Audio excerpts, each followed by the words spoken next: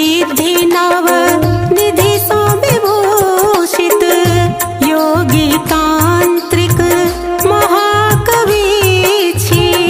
अष्ट सिद्धि नव निधि सो विभूषित सबके पुरबै छी मन का। सबके पुरबै छी मन का। यो बाबा आबि यहाँ बनगांव। यो बाबा आबि यहाँ बनगांव। बनेला पावन धाम। बनेला पावन धाम। यो बाबा आबि यहाँ बनगांव।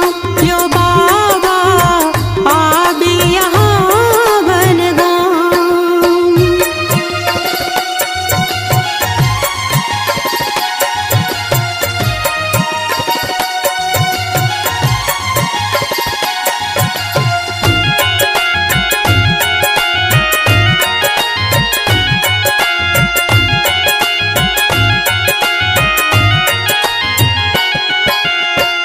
हर व्यथा छी पशुओं सब हक।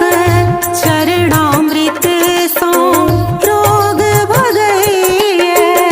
हर व्यथा छी पशुओं सब हक। चरणामृत सो रोग भगैये। जे कियो आबै शरण यहाँ के। जे कियो आबै शरण यहाँ के।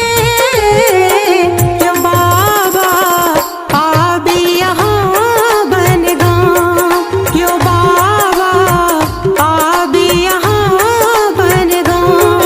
बनेला पावन धाम। बनेला पावन धाम। यो बाबा आबि यहाँ बनगांव।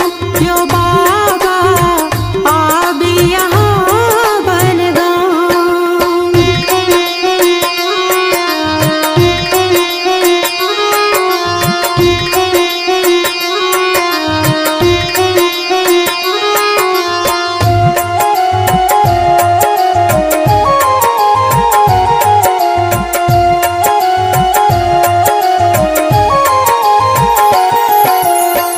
धर्म